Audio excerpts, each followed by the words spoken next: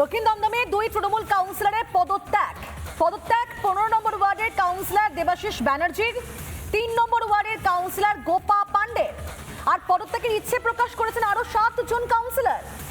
ব্রাত্য অনুগামী দুই কাউন্সিলরের পদত্যাগ ভোটের আগে দক্ষিণ দমদমে তৃণমূলে একটা বড় সড় অস্বস্তি তৈরি হয়েছে। যদিও সেখানে স্বাস্থ্যজনিত কারণ দেখানো হয়েছে, কিন্তু এটাই কি আসল কারণ নাকি রাজনৈতিক অবহেলায় পদত্যাগ, প্রশ্ন উঠছে। দক্ষিণ দমদমে দুই তৃণমূল কাউন্সিলরের পদত্যাগ এবং দুই কাউন্সিলর কি জানিয়েছেন শোনাবো আপনাদের। আমার অপরাধ একটাই, মমতা বন্দ্যোপাধ্যায়, অভিষেক বন্দ্যোপাধ্যায়, এই প্রাপ্ত বসু, সৌগত রায়, এদের কর্মকাণ্ড মানুষের কাছে পৌঁছে দিতে দিয়ে আমি মানুষের আস্থা অর্জন করতে পেরেছি। এই প্রথম হওয়াটা অপরাধ। তার জন্য আমি দেখলাম যে থেকে কিছু কাজ করা যাচ্ছে না, নিজে নিজে কেটে পড়ো। ভিক্ষা চাই না দাদা, ভয় দেখালো যে তোমার উপরে চাপ আসবে, তুমি ছেড়ে দিলে তোমাকে চারিদিক থেকে ঘিরবে। আমি তো অভিষেক বন্দ্যোপাধ্যায়, মমতা বন্দ্যোপাধ্যায় সাপোর্টার হিসাবেই থাকবো। তারপরেও যদি এই চাপ আসে, আসবে, অসুবিধা কি?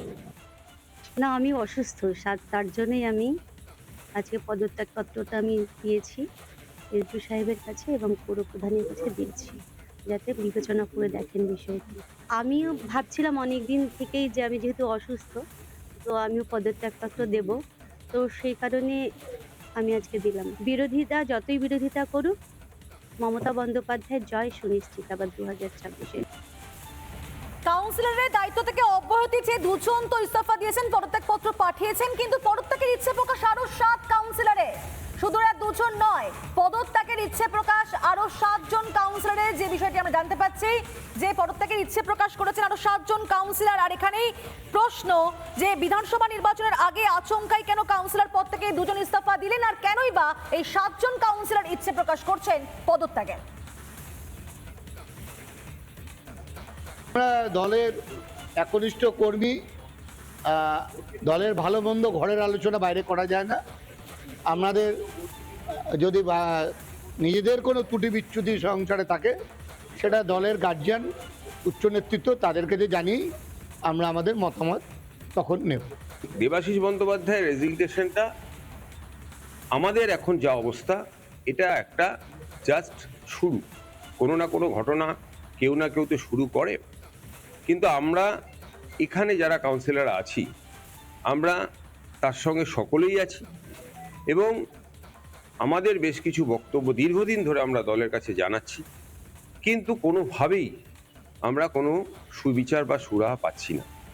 তো আমরা আগামী দিনে আমরা প্রত্যেকেই সেই পথেই যাব, হাঁটব, এটা মোটামুটি আমরা বদ্ধপরিকর। দুজন ইতিমধ্যে পদত্যাগ করেছেন, আরো 7 জন ইচ্ছে প্রকাশ করছেন এবং বলছেন দলের কাছে তাদের বক্তব্য পরিষ্কার যাচ্ছে না, মানে কোথাও কি তারা অবহেলিত হচ্ছেন কি প্রশ্ন উঠছে।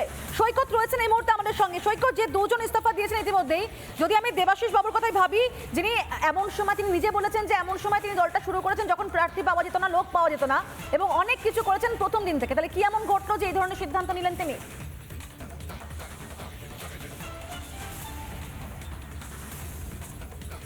দেখো, দেবাশিস বাবু যেটা বলেছেন যে মূলত তারা যারা একেবারে প্রথম থেকে এই তৃণমূল কংগ্রেস দলটা করছেন, তাদেরকে যেন কোথাও এখন প্রায়োরিটি দেওয়া হচ্ছে না।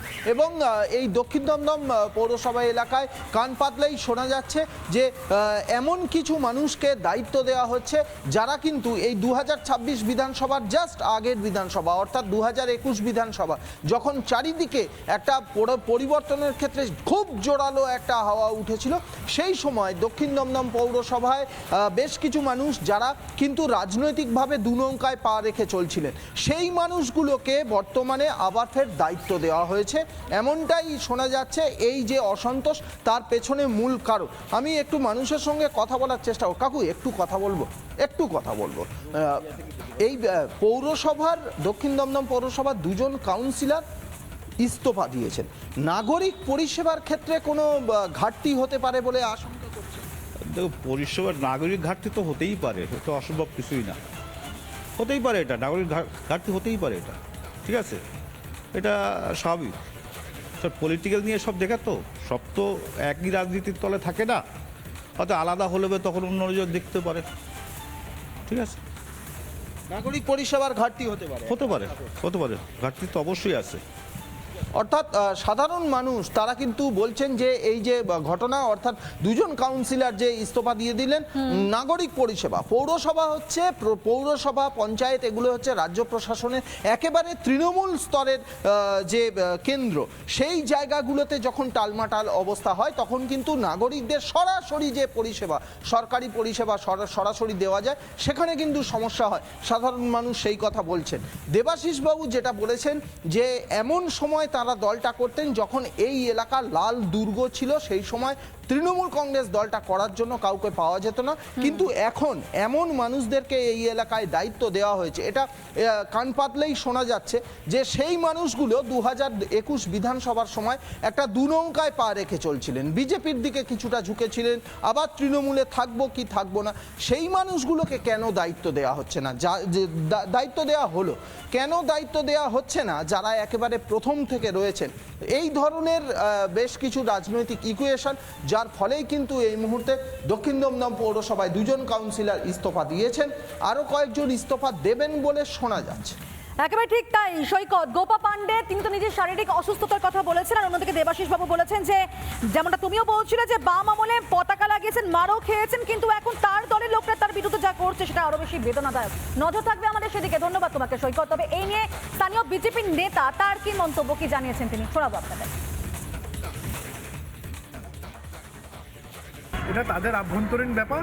আজকে একজন রেজিগনেশন দিয়েছেন পৌর প্রতিনিধি, 2026-এর পরে জনগণ এদের সবাইকে গণ রেজিগনেশন দিয়ে দেবে। এটা তাদের আভ্যন্তরীণ ব্যাপার। আজকে একজন রেজিগনেশন দিয়েছেন পৌর প্রতিনিধি, 2026-এর পরে জনগণ এদের সবাইকে গণ রেজিগনেশন দিয়ে দেবে।